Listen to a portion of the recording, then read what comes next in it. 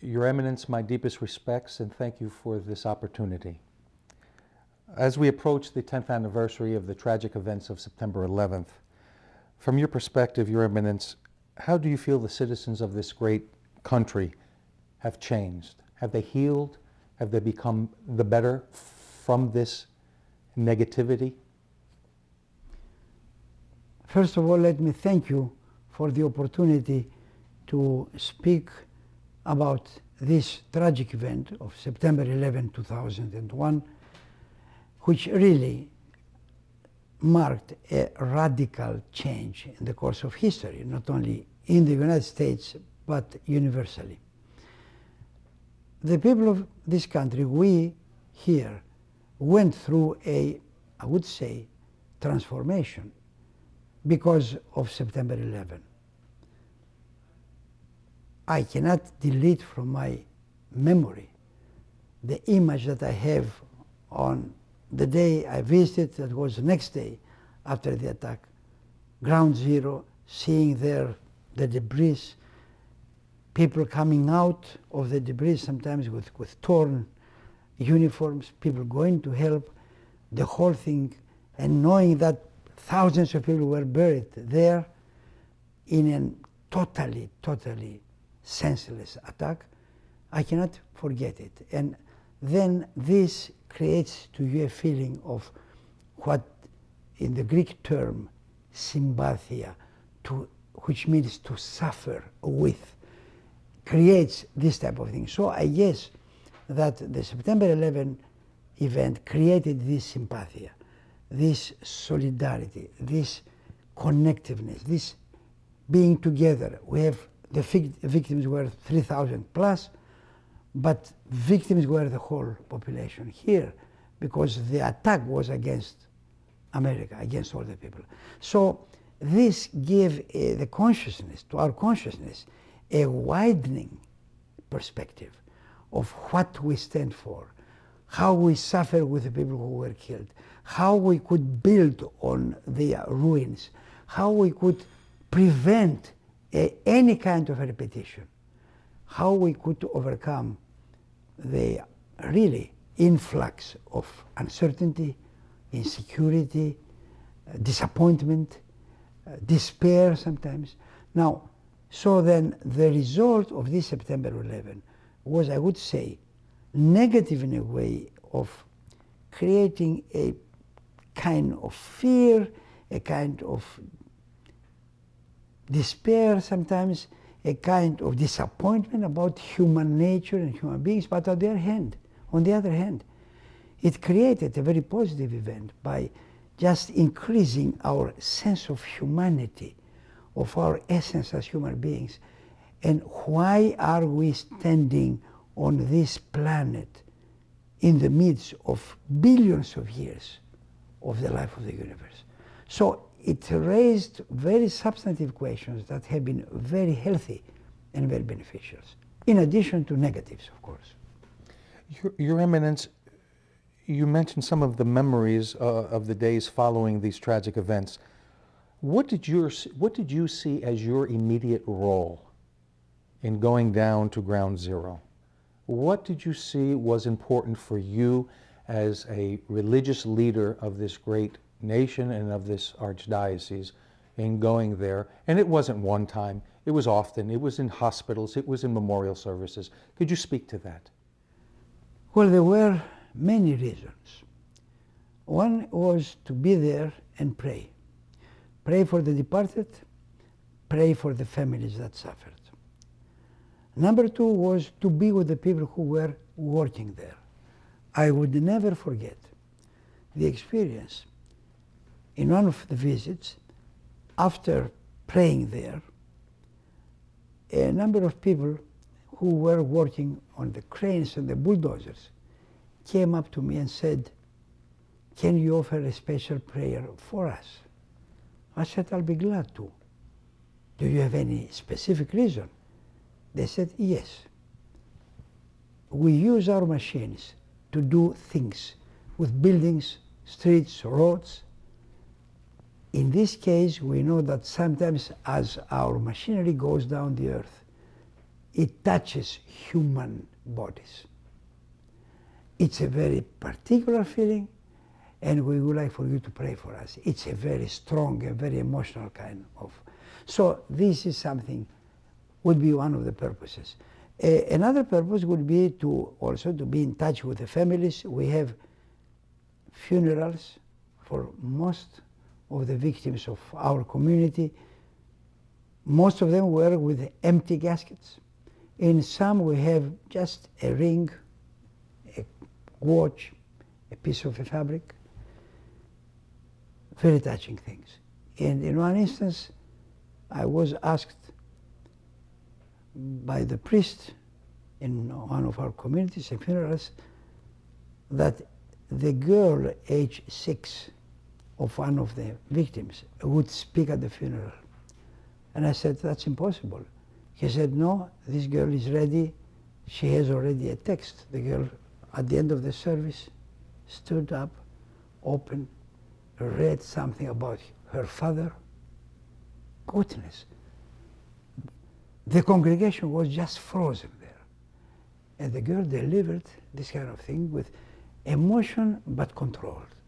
And after that I said, you give me the text, it's going to be deposited in the archives, official archives of the Archdiocese. This is a document that has to be saved for posterity. So you see, there were many instances in which we were involved, and I could talk for hours about that. You must have been very proud of your archdiocese response throughout the country. Obviously, quite a bit of money was raised to assist those in need, those who were orphaned. And on the other side, we know the loss of our beautiful, tiny, yet magnificent St. Nicholas Church, the only religious edifice to be destroyed that day. Could you speak to two of those issues? Yes, the response from our community was amazing. It was quick, immediate, it was generous, it was multifaceted: prayers, blood offering, food offering, money, support to the families that suffered. So it was, as I said, something that was amazingly strong as a response. And I don't want to, this is not the time to make comparisons, but in terms of comparing analogically, the offering was really tremendous. In one instance, we had to mention an example from a community, one of our communities in Chicago, the Chicago area. That was one of the 540 communities that we have in the States, parishes. There, they offer quite an amount as a community on a Sunday trade, 10 times the normal. But then, 1 week later, I received a big check. It was the youth of the community that they ran a marathon for collecting money for the victims of September 11. The total was a big amount from one community, and that's an example. So it's something that remains in our memory. On the other hand, of course, we had a deep pain with the loss of St. Nicholas. When we went there, it was something difficult to describe. You knew the place, that beautiful church stood there for almost 100 years. No more than 100 years are building, but as church, 90 years. And it was on the day President Bush visited Ground Zero, Friday, September 14, just 3 days after. A gloomy day, drizzling, raining, not strong raining. The whole ground was black. We are there. First time in my life I saw firemen crying, men crying, all of them, because of their loss. Policemen. And I am there, and we're expecting President Bush in the next half an hour. So here is the deputy, one of the deputy mayors. And I said, sir, I know this is not the proper time, but you know what? We have a church here that was there, but is nothing now.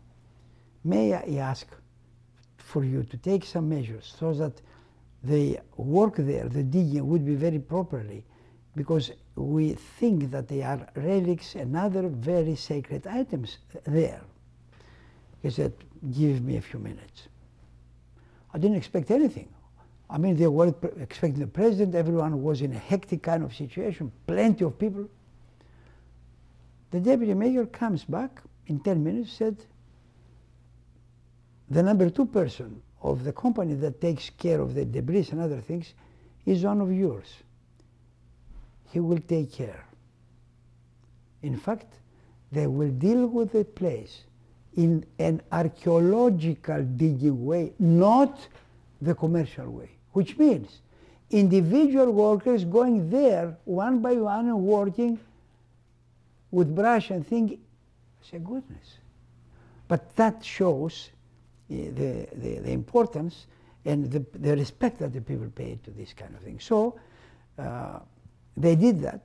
Unfortunately, the findings were really, really less than minimal from what we expected. We expected to recover some of the items, the holy altar perhaps, some of the boxes, metallic boxes with relics, other items. Even we thought that we would see pieces from the marble floor. Nothing, just elementary things. So it was disappointing. And they went way down. And not only down vertically, then they went horizontally down there, because when one of the 2 towers fell in the church, it pressed the church 15, 20 feet down, and everything was demolished. I mean, it was in fact pulverized. It was nothing remaining. So the final result was not as we expected, especially we didn't find any of the sacred items. But nonetheless, the whole enterprise there was indicative of utter respect and proper attitude by an agency for a sacred place. And it's wonderful that we do have some items that were recovered. And I know you've shown them to many visitors here at the Archdiocese and to youth groups that come. What are some of those items, Your Eminence?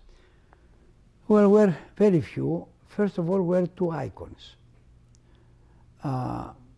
In fact, in one case, the icon has been done in a technique that is, you have the very icon on a strong piece of paper attached to a wooden kind of basis, and then framed and also covered with the so-called silver covering part of the icon. Now, can you explain to me how come that everything was destroyed except the paper icon? We discovered the paper icon. There was another icon of Zoodokos Pigi. That was the icon of St. Dionysius, by the way. There was another icon of Zoodokos Pigi, the life-giving fountain, preserved. There was a piece of a candelabra, metallic piece. There were a kind of a small bunch of candles. Candles that were not melted. I mean, this kind of thing, it's a situation when heavy metals were just melted completely. And here you have candles, wax candles that were preserved, twisted and distorted, but there, in their entirety. Then we have a bell that has been pressed and lost its round shape, took an oval shape. There was a covering, a fabric covering of some holy items, some small pieces of marble floor, and yeah, more or less that was. And also 2 books, half burned. One half burned, the other burned not half, but just a little bit. One was a Holy Bible, the other was another book. So more or less that was, all of them could be exhibited on a table from a whole church. We will rebuild St. Nicholas, won't we, Your Eminence? Absolutely. Let me also communicate something which many people don't know. First of all, the city of Bari, Italy, they have a church of St. Nicholas, and they have also the holy relics of St. Nicholas. The very representative of the mayor came here and gave us approximately $350,000. The executive committee of the Brotherhood of Plumbers, International Brotherhood of Plumbers from Washington, came with a donation and said, whatever is needed for the plumbing of the new church, we'll do that. I received a letter from a small place in Connecticut by some unknown to me person, not an Orthodox person, just an American person. Said, it so happened that my house is on St. Nicholas Street. There is no church there, but that's the name of the street. We thought we have to do something. So I took house by house the people of St. Nicholas, and you received, attached to my letter, a number of checks offered by the people. The Minister of Foreign Affairs from Greece came, visited Ground Zero. He left $500,000. I visited Greece at some point, and the head of the Greek parliament said, we have $300,000 for St. Nicholas. Electricians came. Even the people from Qatar, they offer a considerable amount. So it has been from the very beginning. We had also offerings, places in Greece that produce and work with marble. They said, all marble that you need for anything, it's ours, delivered on the spot. Not even pay for the transfer. People who are very good in woodworking, they said, the woodworking is ours. So there is a tremendous outpour of offering, because everybody, recognize that this is a very particular, a very significant element. Therefore, to put it in blank terms, it's unthinkable to me that this St. Nicholas Church is not going to be there. If you have all other things, and whatever is there, rebuild it, you expect St. Nicholas there. In fact, I saw a plan, and they show the whole area as it will be after the reconstruction.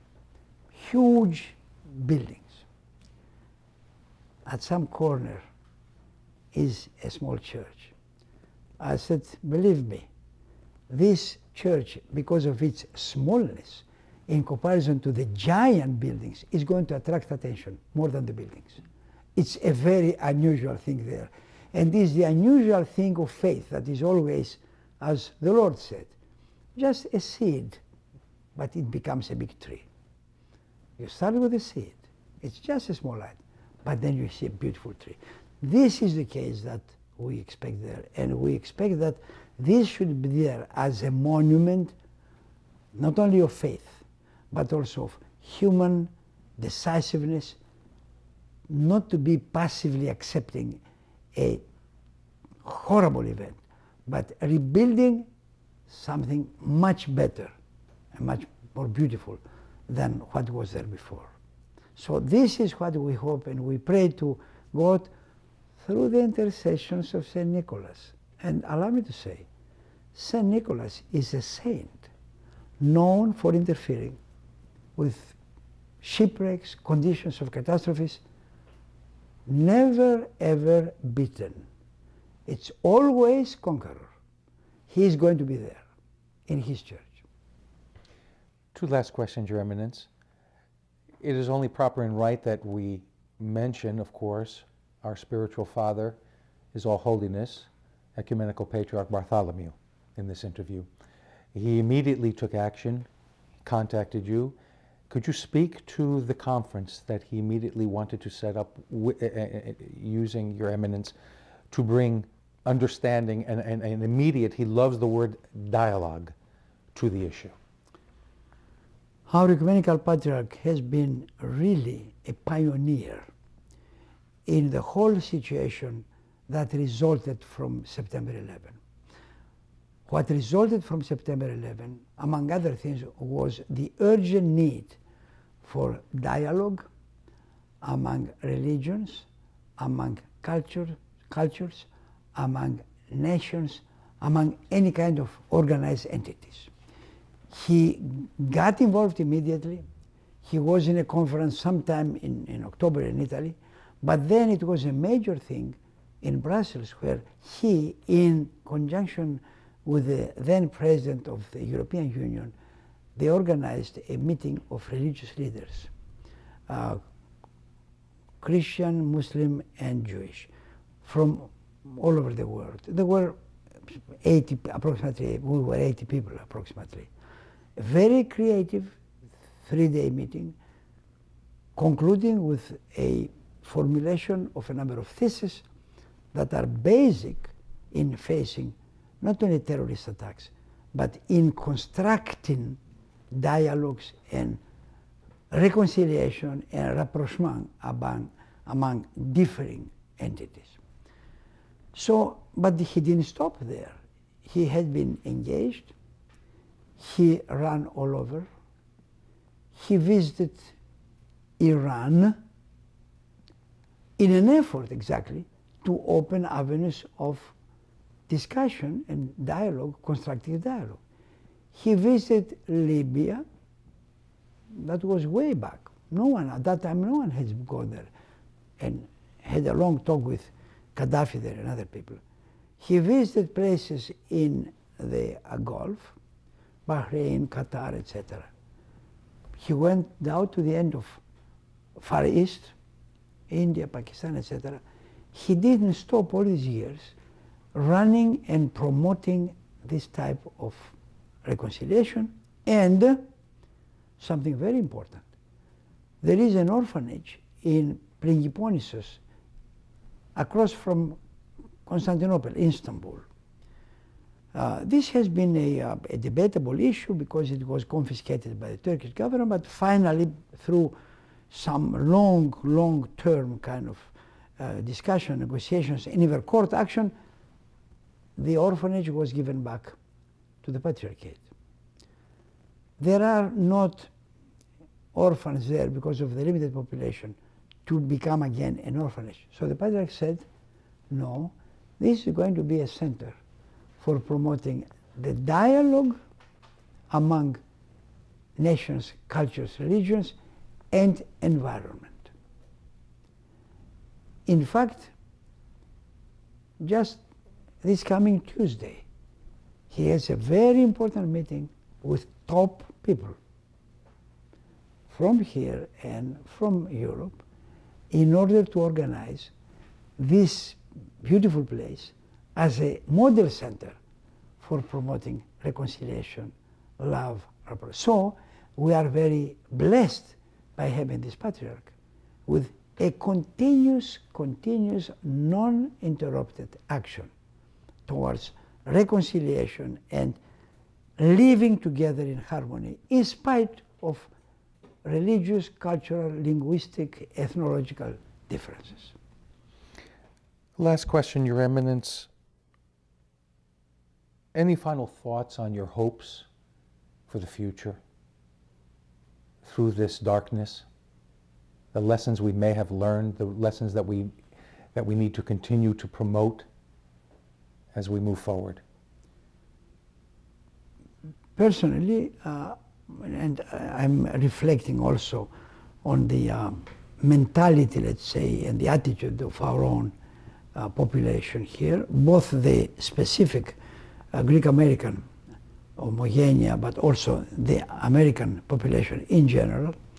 I see that this is a nation and a human element exceedingly strong. They have shown the way they reacted, the way they have been involved for the good of the people in very costly and sacrificial actions.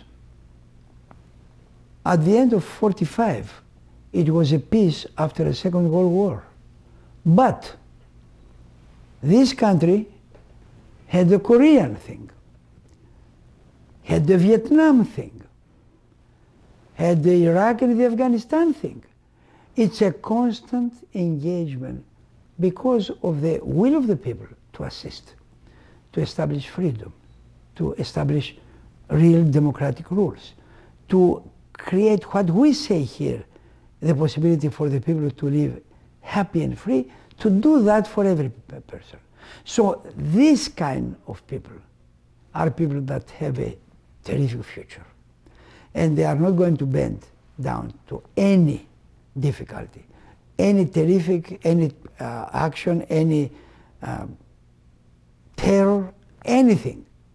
So with the faith in the human element, but mostly with the faith in God, and with the experience that in history we have seen massacres, genocides, catastrophes, yet this Orthodox faith and this nation survived. So I could not use the term optimistic. I am saying I'm full of faith and hope, which are very Christian virtues for the present and the future. Thank you, Your Eminence, for And your time. if I may say, Please. to use the slogan that is marked in items that are characteristic of America, in God we trust, ultimately. Thank you again, Your Eminence, for your time. We wish you continued health, good health, so that you may continue to lead our Holy Archdiocese. Ispolati Despota. Thank you. Thank you so much. And Ispolaeti for our Patriarch, who this year, the October, celebrates 20 years as an ecumenical Patriarch. And what years? Thank you.